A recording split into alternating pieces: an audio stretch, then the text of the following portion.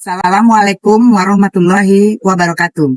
Perkenalkan, saya Rahmateti SPD MPD, pengawas Dinas Pendidikan Provinsi Sumatera Barat. Sebagai pengawas SLB, maka daerah binaan atau dampingan saya terdiri dari beberapa kota dan kabupaten, tersebar di Kepulauan Mentawai, Kabupaten Damasraya, Kota Sawalunto, dan Kota Padang sendiri. Semuanya ada 9 sekolah dampingan. Sebagian besar dari hasil analisis rapor pendidikan, sekolah masih mengalami hambatan di peningkatan kualitas dan mutu pendidikan. Sebagai pengawas di lintas kota kabupaten, terutama di Mentawai, Sawalunto, dan Damasraya, di analisis rapor pendidikan atau evaluasi diri sekolah ini, saya harus mendedikasikan diri. Apalagi PR besar kita adalah sebagian besar sekolah, terutama di Mentawai dan Damasraya, bahkan untuk Mentawai, tidak ada satupun guru yang dari tamatan pendidikan luar biasa. Ini PR besar. Kemudian lagi di Damasraya pun sekolah swasta hanya 1-2 orang guru yang dari tamatan pendidikan luar biasa. Sehingga ini hal yang harus menjadi perhatian khusus bagi saya dalam mendedikasikan diri dalam memastikan peningkatan mutu dan kualitas pembelajaran di sekolah dampingan. Untuk itu, tempat, waktu, ruang, dan lokasi tidak akan menjadi halangan bagi saya untuk memberikan hal yang terbaik bagi sekolah tersebut. 6 jam perjalanan ke Pulau Sekakap di Kepulauan Mentawai dengan kapal cepat dan 15 jam dengan kapal lambat untuk melakukan pendampingan terhadap SLB Negeri 1 Mentawai yang akan keluar izin operasionalnya. Nah, syarat sekolah mulai beroperasi apabila ada jumlah peserta didik. Untuk itu, saya sebagai pengawas satuan pendidikan ditugaskan oleh Capdin 8 untuk mendata, mengidentifikasi, dan memetakan lokasi peserta didik. Langkah awal yang dilakukan di sini adalah bagaimana saya datang ke rumah-rumah untuk mengidentifikasi, mengasesmen, kemudian melakukan pemetaan terhadap jarak tempuh dari sekolah ke rumah. SLB Negeri 1 Mentawai sudah memiliki kepala sekolah, sudah ada gedung yang memadai untuk operasional sekolah, namun saat ini belum memiliki guru. Nah, guru akan didistribusikan apabila sudah ada peserta didik yang akan mengikuti kegiatan pembelajaran di sekolah tersebut. Dan saya datang door to door dari rumah ke rumah, termasuk mengunjungi tokoh masyarakat untuk memastikan berapa jumlah peserta didik penyandang disabilitas usia sekolah yang belum mendapatkan akses pendidikan, serta mendapatkan berapa jumlah penyandang disabilitas secara umum di daerah tersebut. Nah, di sini saya menemukan terdapat 17 orang peserta didik usia sekolah dari berbagai dusun yang saya kunjungi, baik melalui jalur darat maupun jalur laut. Dengan perahu, dengan motor, saya jalani semuanya. Nah, di sini saya juga menjaring banyak peserta didik penyandang disabilitas usia sekolah yang belum mendapatkan akses pendidikan dan penyandang disabilitas dewasa. Fokus pendampingan yang saya lakukan di SLB Bina Lagain dan SLB Mutiara Bangsa Pratama Mentawai adalah bagaimana meningkatkan mutu kualitas pembelajaran di sekolah tersebut. Karena dari hasil analisis rapor pendidikan dan evaluasi diri sekolah, kedua sekolah tersebut fokus pendampingannya di peningkatan kualitas mutu pembelajaran. Hal ini sesuai dengan pemetaan kita bahwasanya tidak satupun guru-guru di sini adalah tamatan dari pendidikan luar biasa. Untuk itu, fokus pendampingan adalah bagaimana peningkatan kompetensi guru dalam memahami klasifikasi anak berkebutuhan khusus.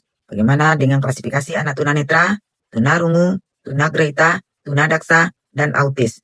Dan bagaimana guru memahami, mendesain, membuat perangkat ajar yang betul-betul sesuai dengan kebutuhan, karakteristik, dan kemampuan peserta didik itu sendiri. Serta bagaimana memahami makna pembelajaran mendalam yang sesungguhnya bagi murid berkebutuhan khusus. Di Kabupaten Damasraya ada 2 sekolah swasta yang letaknya salah satunya berada di perbatasan dengan Provinsi Jambi. Meski perlu peningkatan kompetensi guru dalam memahami anak berkebutuhan khusus, saya juga melihat potensi yang sangat luar biasa di salah satu SLB di Damasraya. Meskipun guru-guru perlu peningkatan kompetensi dalam memahami murid berkebutuhan khusus, saya sangat mengapresiasi, memotivasi, dan menguatkan bahwasanya keterampilan pilihan adalah mata pelajaran wajib untuk memandirikan anak.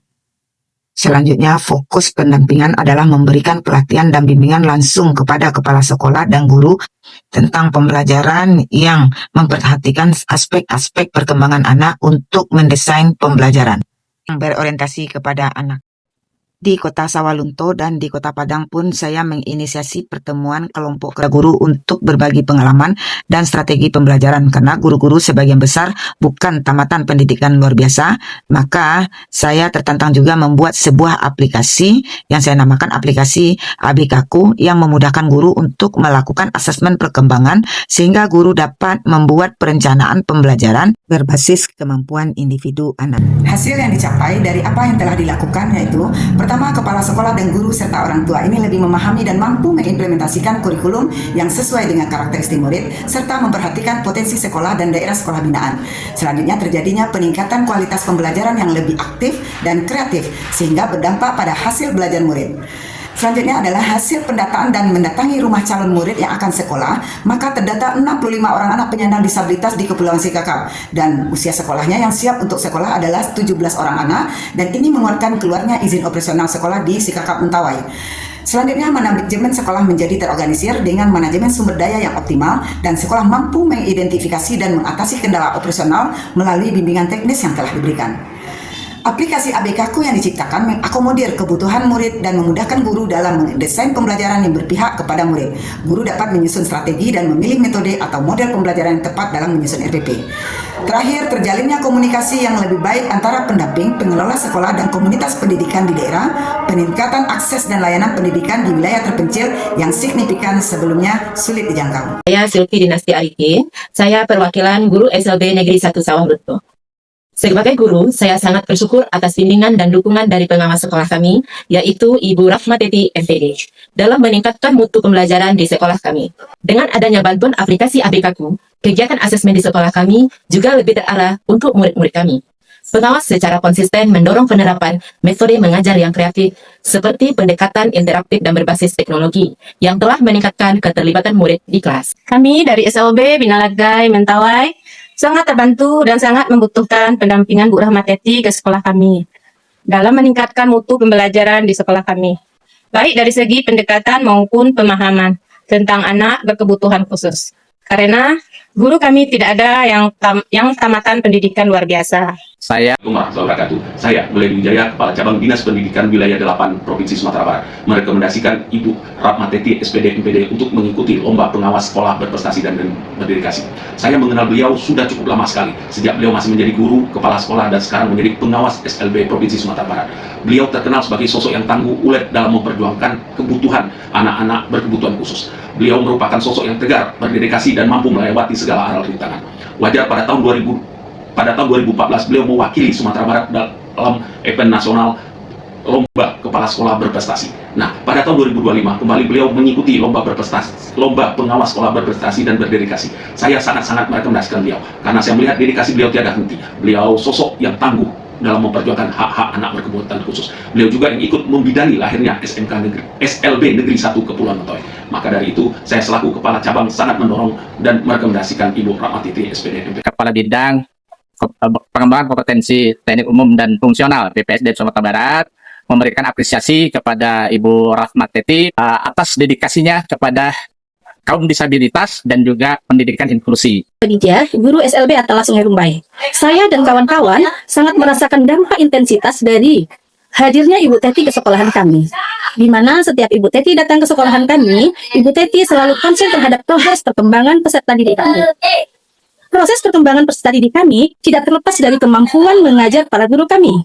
Walaupun sebagian besar dari kami bukan tamatan dari PLB atau tamatan dari pendidikan luar biasa.